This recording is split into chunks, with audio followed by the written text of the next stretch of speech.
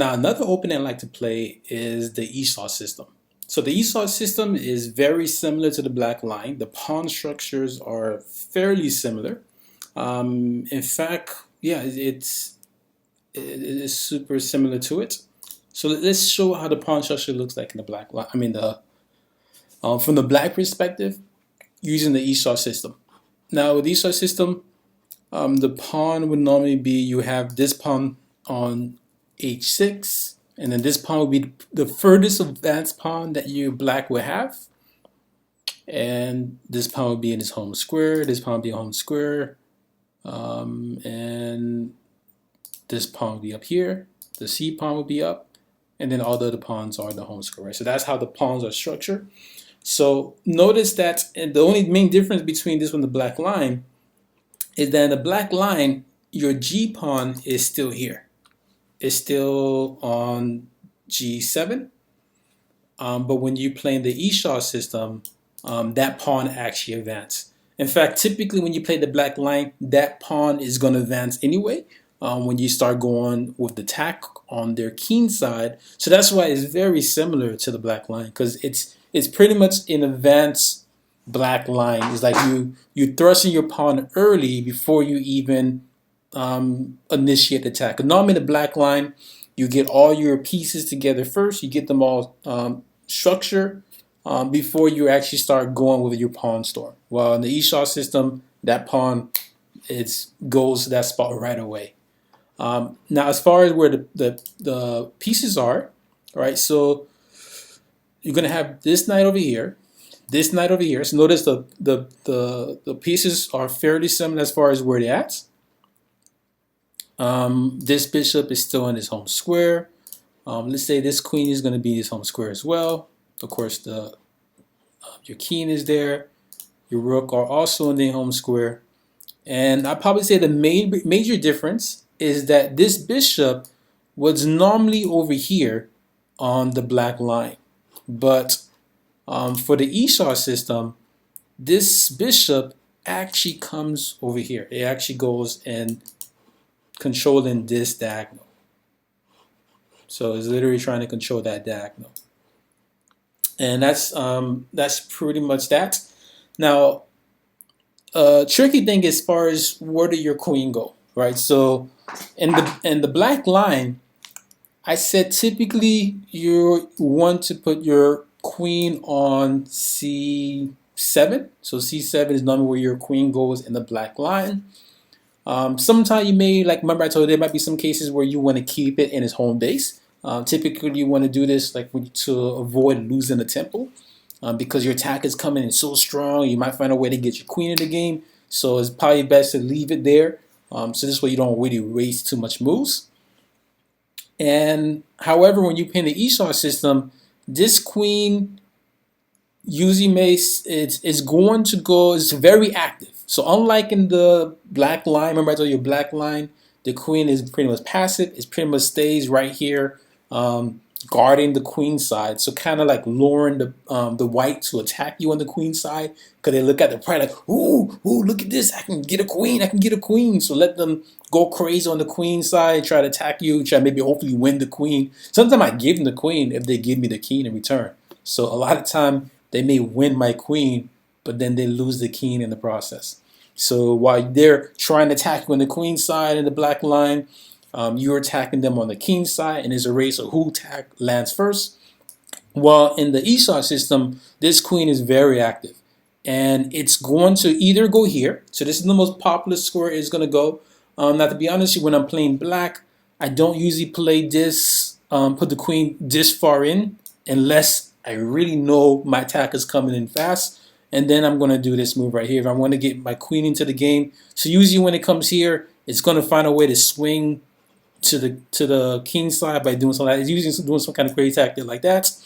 But most of the time, my queen is actually going to go here. And the main reason why this queen will go here is it'll put pressure on either this pawn or their D pawn. So it's literally putting pressure on those two pawns. So it's very active. It's kind of harassing them to make weaknesses in their position. So that's usually the reason we'll go there. But if you have an attack that's strong, then go ahead, just put your queen over here, and go at it. Now, when you plan the E shot with white, then yeah, you normally want to put your queen on that particular square. So it's usually where I put my queen if I'm playing white. When I'm black, I don't normally do that move only because I'm already a tempo down. When I'm white, I don't mind when they harass my queen and try to push it around. But when I'm black, I just don't want to give them that much tempos and that much developing moves.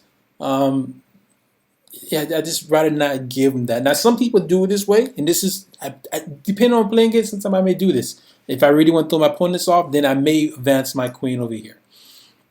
Now, normally I can tell you here's what they're gonna do for white as far as the different pawn strokes that white may do. But be honest, with white can do many different pawn structure on their end. It's an open.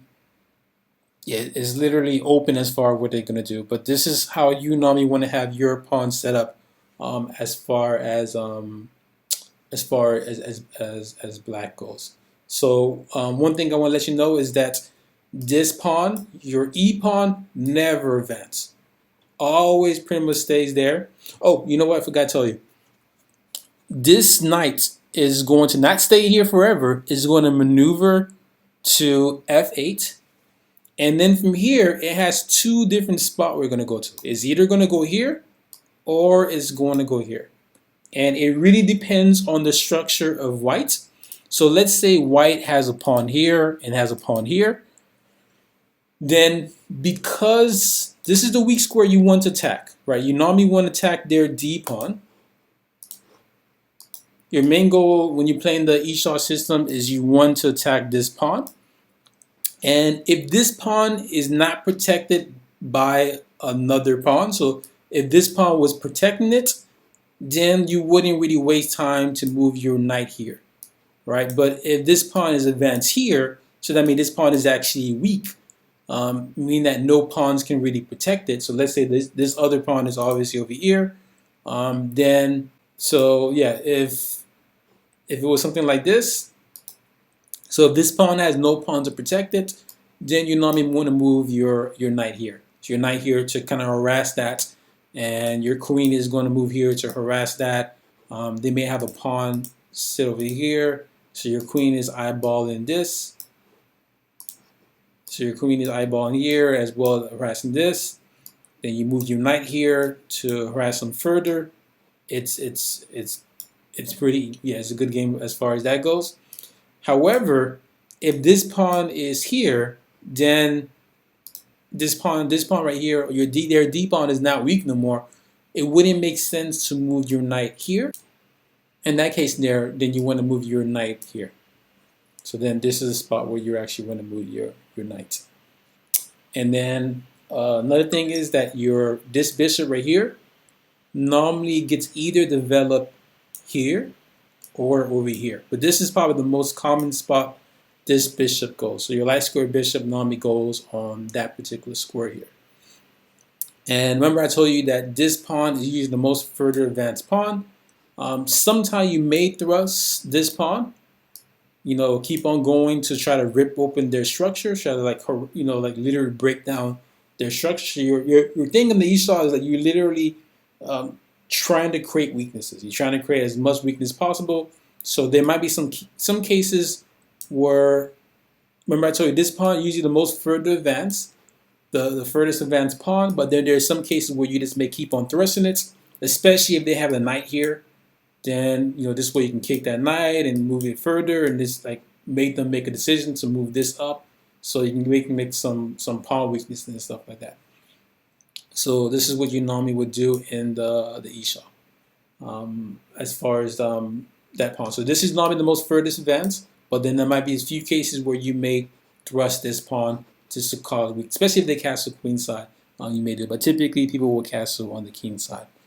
And that's about it as far as it goes. So just remember, the thing you got to keep in mind is that this pawn never moves. Your E pawn stays fixed. You do not want to move your E pawn at all. You want to keep it there. And there's a number of reasons why you want to do that there. Keep that there. But it's going to avoid some crazy attack that they may try to find against you. And also as far as the pawn goes, Your D pawn is I call it the D pawn, and it's going to stand for your guard dog. So that means if this pawn comes here, if it can take a pawn, it's going to take it. So it'll take that pawn right away. Or let's say the pawn is over here. So let's this pawn comes down here, then it's going to take it as well. So it's probably a worst case scenario. But just remember, your D pawn takes any pawn that comes on the fifth rank. So any pawn that comes to the fifth rank, it's going to make that trade right away. However, your C pawn is a cunt, so it's kind of like a pussycat. So C for cunt or cat, and it's a scaredy cat. So if a pawn comes to challenge it, it doesn't move. It doesn't move at all, so someone can trade it with it, and that's about it. But it doesn't take any pawns at all. So your C pawn is like a scaredy cat or a cunt, so like a big ass pussy. So any pawns that try to challenge it, it doesn't move at all. But your D pawn is your guard dog. So a pawn challenges it, it say what? Bow, and it takes it. It takes that pawn right away. So it don't matter if it attacks it this spot or over here. It's going to make that trade with it. So obviously it's not going to be a free pawn. You know, they'll take back with their pawn and stuff like that. But just remember, your D pawn is your guard dog. So any pawn that challenges that pawn, it's going to take it. While your C pawn is like a scaredy cat or a cunt, it's going to stay fixed. No matter if it gets challenged or not, it's not going to take. It'll let you take it, but and then it'll take back, but it's not going to actively take another pawn that try to challenge it. And that's pretty much all you really have to know about the Esau. Now it's kind of hard for me to tell you as far as what white going to do, because there's so many different setup, and to be honest with you, even white doesn't know what he's going to do on the setup. And so if you notice, the pawn structure is very similar to the black line. The ideal is different as far as how you attack them, because when you're playing the Esau system, the black queen or the queen is actually active. So it's very active as far as the attack. So it has an active role of attacking the king, or their king, while in the black line, the queen does not really have an active role.